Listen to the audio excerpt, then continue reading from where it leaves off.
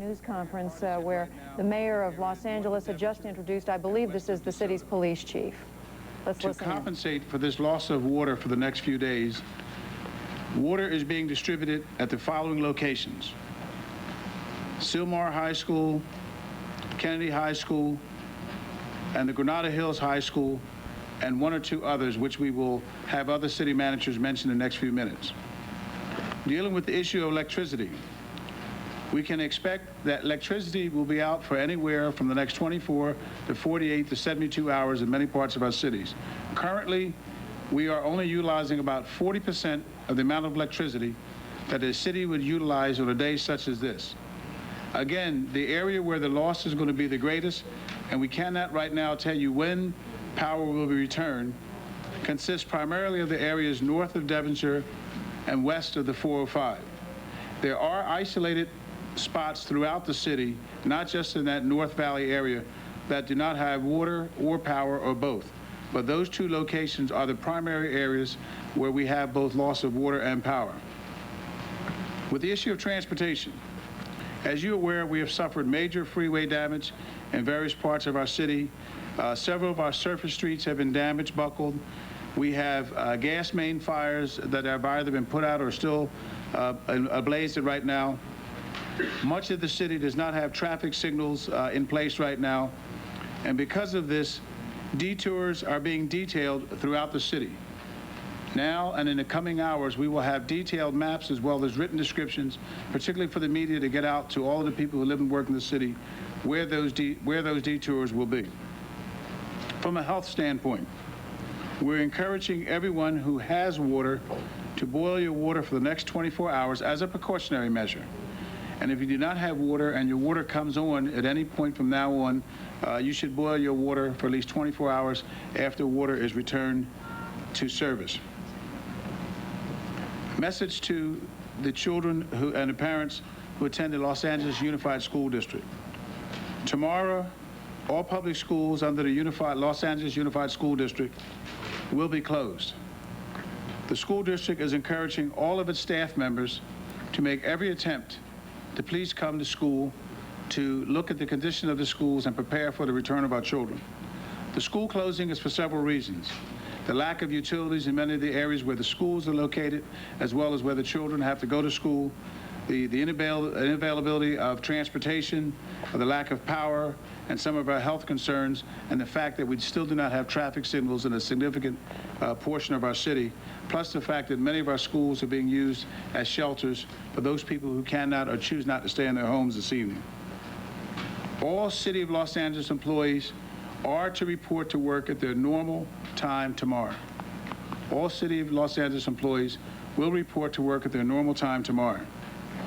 To the private sector, we're asking all private businesses who can close tomorrow to remain closed. This will reduce the number of vehicles and people on our streets. This will reduce the congestion, particularly those intersections that do not have traffic control.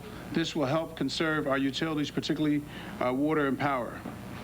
If you have a private business and you choose to open, we're asking you to stagger your opening times and stagger your closing times, and we're encouraging wherever possible to close to give your employees a chance to go home before it gets dark, because we do not know how close we will be to having power restored, particularly our traffic signals. The city has opened numerous shelters throughout the city of Los Angeles. We have other city managers here. Jackie Tatum from Parks and Recreation will talk to you about some of the locations of our shelters. But we just wanted to touch on these primary issues: water, power, transportation, health, schools, and encourage our employees, city employees, to come to work. One final comment that I have: a safety message to the men and women who live and work in our city. Please do not use candles in your homes. Please do not use candles in your homes. You could have gas escaping or other fumes that you're not aware of. Do not use barbecue grills as a source of heat or light because of the toxic fumes and the fire hazard. If you have water, please conserve the water. There are others that do not have it who could use it, or there are others that have it, and we need to spread it around. If you have a fireplace in your home, Do not use your fireplace for the next few days. Many of our homes have received structural damage, particularly fireplaces which are attached to the exterior of our homes. Some fireplaces are on the second and third floor of our homes. We do not know what the damage to those homes are, and until you are sure that you have received no structural damage to your fireplace and your chimneys, do not use your fireplaces. And finally, if you have to drive on the streets of the city, approach each intersection as if it were a four-way stop sign. Remember, the large majority of our intersections do not have traffic controls. Remember, it could be your husband, your wife, your son, your daughter, your family member, your neighbor, or your child that's approaching from that other intersection. I and other members of the city government will be available to respond to specific questions, but I'm now going to turn it back over to the mayor. Oh, one other comment that I just want to make dealing with the safety issue and part of the curfew. There were some reports of looting early this morning and this afternoon. The department has made several arrests in the central area of the city, a few in the South Bureau, and a few in the Valley Bureau. We have currently in place since late morning, all of our officers are working 12-hour shifts. We have several hundred members of the Sheriff's Department on place, on safety patrol, on fixed assignments, and on aggressive uniform patrol throughout the city, and this will continue for the foreseeable future. We have also contacted the sheriff. Mutual aid is in place, and mutual aid will be coming into the city where we need it in the next several hours to put hundreds of additional officers from outside the city and other sources on fixed posts in our business, residential areas, around the areas where we use as outside shelters, as well as to support the men and women of the department. So right now, the department and our other agencies have things well under control, and our intent is to have the things remain under control. We're not going to allow any type of activity that occurred a year and a half ago to occur any place in the city of Los Angeles. It's going to be dealt with quickly, very swiftly, and very emphatically. If you try something, you're going to get arrested, you're going to go to jail. Thank you.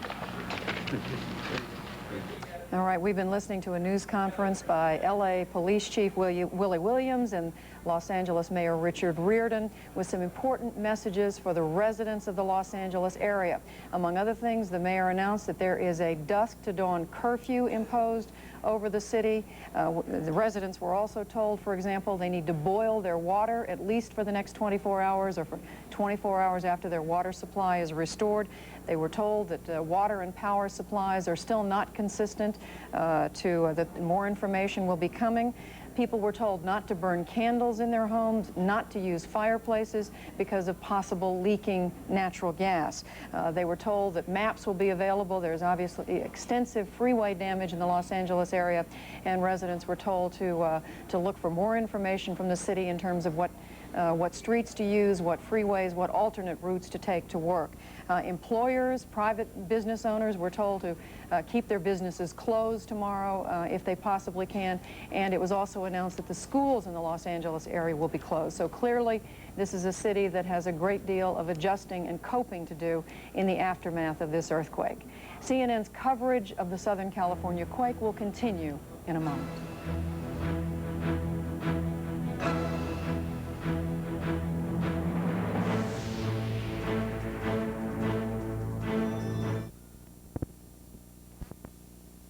Return now to Los Angeles and an ongoing press conference by that city's mayor, Richard Riordan. We join that in progress. Mountains before it is put into the main lines. As a precaution, we are urging people who live in the San Fernando Valley locations to boil water for drinking purposes. I cannot overemphasize the importance and good citizenship involved in conserving both water and power. I call on every Angelino to conserve. Regarding the firefighting situation, we can't say enough about our fire department. By late morning, they had all of the fires in the city under control. Chief Manning is here now to give you a more full report on the fire situation. Chief? Thank you, Mayor. Well, this morning, as we, following the earthquake, as we viewed the task before us, it was overpowering, and we did what we have done so many times, and that is go to the master mutual aid system. And we accessed through that through the Los Angeles County Fire Department, and we immediately had extra resources coming into the city. Not only did they come from LA County, but they also came from every fire department in the area, which then we've used all day long. Special search and rescue teams, firefighting companies, and we put those into place. We're at a point now where we have the fires, basically all of the fires that were caused, except for a couple of natural gas fires. We've got those all out, and we're going to be releasing the resources back to the LA County, and then they'll be released from there back to their home cities. I can't overemphasize how important a resource that is for us and how quickly it comes. Chief Williams mentioned a couple of things in safety tips, and he talked about candles, and those are incredibly important because people use those. They carry them around a house, they set them too close to something flammable, and we have a house fire, and we don't want that to occur now. They use barbecues in a house because it's cold. They don't have any heat, and it seems good, except barbecues using charcoal generate a tremendous amount of carbon monoxide, and it will kill them. And he mentioned about the chimneys, and people may think their chimney is good, and it may still be there, but they need to inspect it before they start a fire in it, because a crack usually will occur right at about where it's secured to the roof. And if it occurs there and they put a fire in it, that fire can well feed right into the roof, and they again have a fire. One additional thing I would like to point out is if they smell any smell of natural gas, turn the gas off, contact the gas company. Do not have any source of ignition that can be ignited from. There may well be some stove line that's been moved in the house, a water heater that's moved and caused a leak in that line that they don't know about. And we're going to take what now they've got a stable situation, it'll turn into a tragedy. We don't want that to happen. Thank you, Mayor. Thank you, Chief. Also, with the chief, like to thank the county and other cities in Southern California for the help they gave us with their fire departments during the last 12 hours. As you know, the quake has had a devastating impact on our freeway system, and we feel the consequences and inconveniences of this in the short term and in the long term. In the short term, our Department of Transportation is preparing plans for alternate routes for the areas around I-5, 118, and the 10 freeway. That's the Golden State, Simi Valley, and Santa Monica freeways in the sections most devastated. Bob Yates, who is head of our Department of Transportation, is here to tell us about these plans, both in the short term and in the long term. Bob? As several people have mentioned, we've had rather devastating damage on three major arterials serving this particular basin. The I-5 is closed from Lyon to Roxford. It will be some time before that will be opened. There are diversionary plans in place or being put in place with Caltrans to be able to move the traffic somewhat less efficiently than the freeway has down from both north and south. The 118 is closed in both east and west directions. We have a diversionary map that we can provide for you and show you, and I've already given you some information on the specifics, but we will be closed and rerouting traffic onto the major arterials.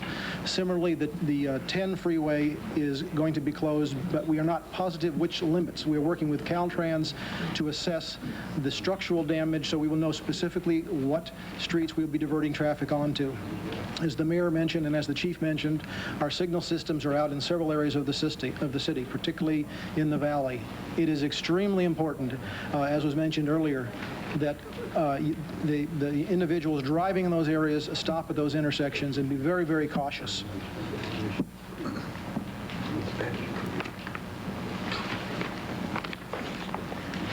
Before I get on the next topic, shortly after the end of this press conference, we will have a press conference in Korean and Spanish on the same subjects. Courtesy of CNN affiliate KCOP, we've been listening to a news conference with Los Angeles Mayor Richard Riordan and other top city officials. We'll be back with more of this special edition of Prime News after this.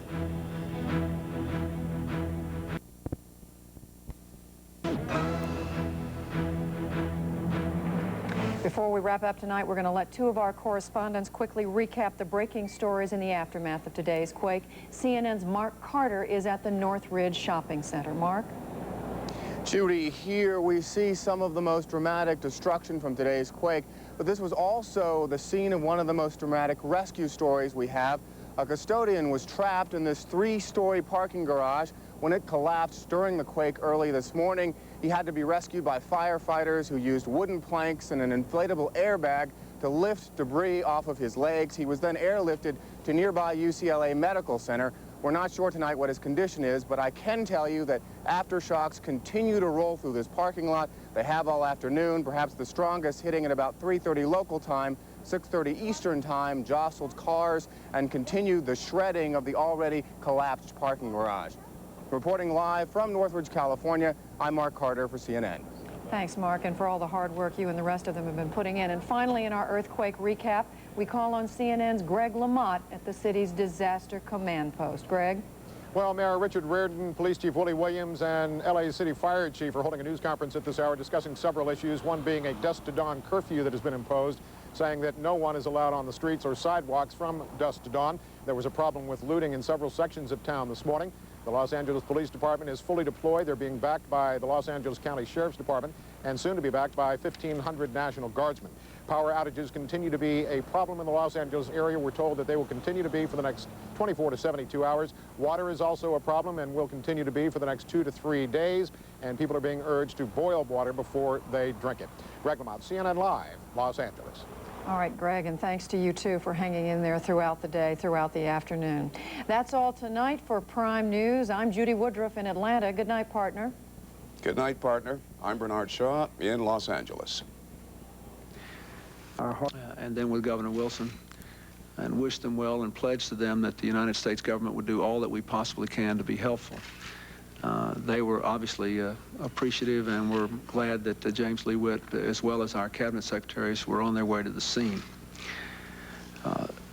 The people of Southern California have been through a lot recently with the fires. The economy of the state of California has suffered enormous stresses in the last few years, and I think all of us should be very sensitive to what they are going through now. I know the rest of America will offer them their thoughts and their prayers tonight, and will support our common efforts to help them to recover from this tragedy and to get on with the business of rebuilding their lives. The assistance here will be short-term to help people get through the next few days, but there will also be long-term work to be done, and we expect to be involved as full partners in that. Again, let me say, I wish the mayor, the governor, the people of California well. We're looking forward to working with them. I've had the opportunity to speak with both Senator Boxer and Senator Feinstein today, and I'm confident. All right. That was great defense. The house shook very violently, crashing, glass flying. The second stories are flush to the ground. There are no more first stories.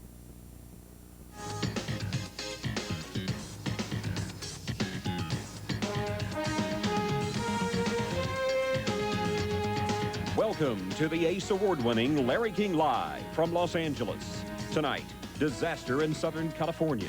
A savage quake kills dozens, flattens buildings, shatters freeways, terrifies millions. Now, stories from the epicenter, news updates from the streets, advice for the shocked and scared survivors, and questions about whether we do enough to prepare for catastrophes like this. Now, from Los Angeles, Larry King. Good evening. We had planned to be in Washington. Events changed that. Even the natives around here said this was the worst. 1992, even 1971, nothing like this. This wasn't the big one, but it was big enough. Big enough to kill now 27 people, knock down highways, derail a freight train full of sulfuric acid, big enough to damage up to 1,000 homes and buildings, close the airport, black out power to 1 million people.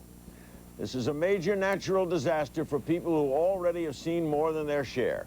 We're going to spend this whole hour tonight telling their stories, and we start by going live to CNN's Greg Lamont, who's been on the street since daybreak, and he is in the worst. Where are you now, Greg? Well, we are at the police headquarters here in downtown Los Angeles, where nearby the mayor, the fire chief, and the police chief just concluded a news conference. You had been all day where? We spent most of the day out at the Interstate 5 and the I-14, where these two freeways meet. There was a major collapse there. At the location that we were at, 7 people were injured, 2 critically, and 1 person was killed, that being a Los Angeles police officer who was speeding his way on his motorcycle to respond to the emergency. Now, Greg, a couple of things. This is not a tragedy that is over, is it? No, it's far from over. Certainly we have more aftershocks to deal with. We've had about 40 or so since the earthquake. In areas where buildings have already been heavily damaged by the earthquake, any more shaking could certainly bring more death and destruction in this tragedy already. We've got a situation where there are power outages throughout the city. There is a traffic problem in that traffic lights aren't working, and police are concerned about traffic accidents of people meeting head-on in intersections. There is water problems. People are being urged to boil their water before they drink it. Again, the power outages. Some people are electing to sleep outside of their homes tonight because they're simply too nervous to stay in them. Curfew, too? A curfew has just been imposed by the mayor of Los Angeles. It goes into effect now. It's from dusk to dawn. And we are told that that means that no one shall be allowed on the city streets of Los Angeles or on the sidewalks from that time period. Well, also, the mayor is urging businesses tomorrow, the small businesses especially, to please remain closed because of the potential for a nightmare regarding traffic problems. How would that cover people leaving the airports or going to the airport tonight? The airport is open. It closed temporarily this morning while they were trying to get the situation under control and see how this earthquake was going to play itself out. As I understand it now, the airport is fully functional. So the curfew wouldn't affect those going to the airport? Correct, that is correct. Those going to the airport, those coming out of the airport, obviously visitors would be exempt from this, and certainly if they can show proper identification and indicate exactly where it is they're going, they would be exempt from it. But people just walking along the streets in downtown Los Angeles will certainly be scrutinized by the Los Angeles Police Department. Thanks very much, Greg. I heard your personal description earlier, and I had the same feeling, and you live out here. This is a tough go, man. You know, that one 2 years ago I thought was pretty rough. It lasted about 30 seconds, but it was a rolling motion. This thing this morning was certainly jolting and a lot of vibration involved with it. Thanks very much. On the scene, as always, Greg Lamont. And now let's go to the Northridge area. That's the area where so many of these people had such tragedy tonight and today. Michael Holroyd joins us. Mr. Holroyd owns a grocery store which was thrashed in the quake. Was it a total loss, Michael? I manage a shopping center, and everything in it was on the floor. The ceiling rafters were down on the ground, and all the windows were busted out. So at this point, it's pretty much a loss. For the benefit of viewers around the world, where is Northridge? Northridge is located in the San Fernando Valley, just outside of the Burbank area. It would be called a major metropolitan area, part of a major metropolitan area. Absolutely, Larry. You were near the apartment building that went down? Yes. In fact, it's directly behind me at this point. Where were you when it started? Actually, at the worst of it, the beginning of the quake, I was in Malibu, which got rattled as bad as I've ever seen it. Things were coming down off the counters. My TV hit the floor, and a staircase that I wanted to walk down was shifting side to side, and I couldn't get down. Did you head right to work? No. No, I waited for things to come through. All the power was out, and then I headed for Northridge to find out what kind of damage we had in the center. Other stores as badly damaged? Yes, absolutely. The whole area has been damaged. Fortunately, there's some that aren't so bad at this point. This is obviously, for at least the next 72 hours, going to be an ongoing problem, Michael. What about food and water in that area? Well, they're saying at this point that the water facility has been shut down, and people should start boiling water. However, I just lived the Malibu fires, and it came up just to my house, and we made it through that one, and I'm sure we'll make it through this one. You hanging there all night? Absolutely. But at least for the better part of it, there is a curfew, so we're not allowed out too late. Thanks, Michael. That's Michael Holroyd, who manages a grocery store in Northridge. With us now on beeperphone is Lucy Jones. Lucy is a seismologist at Caltech in Pasadena. 6.6. On a scale of 10, is it a 6.6? Or if we're looking at the other kind of scale of 10s, is it worse? I can barely hear you. I think you're asking about a 6.6. It's not on a scale of 10. It's a theoretically open-ended scale, though in fact the largest earthquake we've ever seen is a 9.5. A 6.6 is a significant earthquake. It's the largest one in the L.A. area since the 1971 San Fernando earthquake, which occurred close to this same location. But it's not as big, for instance, as the 1989 Loma Prieta earthquake, or even the one we had in 1992 in Landers, which was just located outside of town and therefore didn't do as much damage. So the key is where the center is, right? Very much so. Earthquakes happen on faults, on planes, not at just points. And in this case, we happen that the whole plane, and it radiates energy from every point on that plane, is underlying the San Fernando Valley. So there were a lot of people very close to the earthquake. What, for the layman, is an aftershock? An aftershock is an earthquake that occurs close enough to another earthquake that we decide it's related. We just see that after earthquakes happen, we get a lot more earthquakes for a while. And as long as any earthquake fits that accelerated pattern, we call it an aftershock. So they're all quakes of different sizes? They're all earthquakes. It's just once you have one earthquake, you should expect more. And they'll probably be smaller, and a very small amount of the time they're larger. They also die off with time. The most likely time to get more is immediately. The fact that we've already made it to 14 hours almost after the earthquake means that the rate at which they're happening has already fallen down significantly. Why so many of them, though? It's exactly average for its size. The bigger the Earth's main shock is, the more aftershocks it triggers. It is not triggering nearly as many as the Landers earthquake did because it's smaller. But it's exactly average for California for its size. All right, Dr. Jones, does this mean, like, if you played the slot machine and it hit big, it's not going to hit big again, and that Southern California is going to be all right for a while after this is over? Not necessarily. We've relieved stress on one of our many faults. We have over 300 faults capable of damaging earthquakes in Southern California. So one of them has been relaxed over one part of its extent. There's plenty of others around, and basically we're back.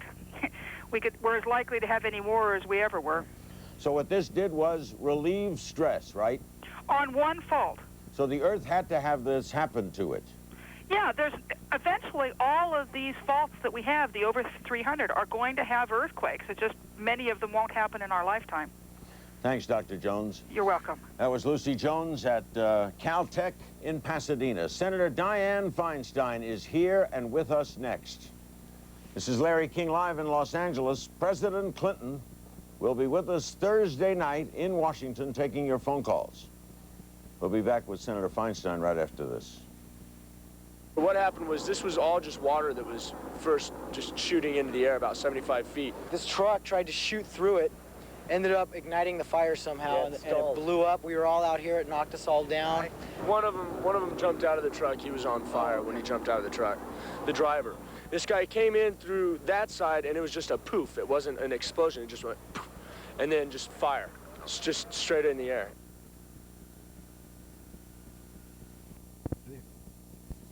Those searchlights peer into collapsed buildings. Darkness where homes now are burned rubble.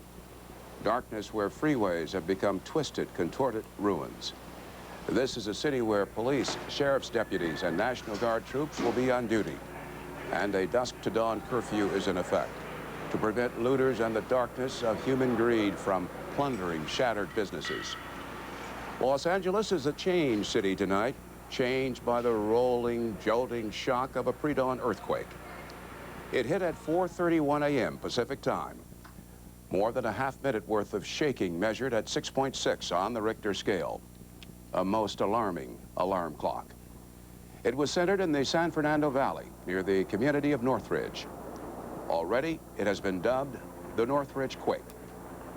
And Northridge is the scene of this day's worst death toll. At least 14 people died when this three-story apartment building collapsed.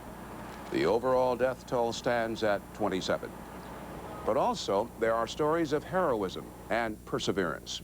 Again, in Northridge, rescuers climbed down into this would-be concrete tomb that once had been a mall parking garage. Hours after the quake, the object of their quest, a trapped worker, is pulled to safety.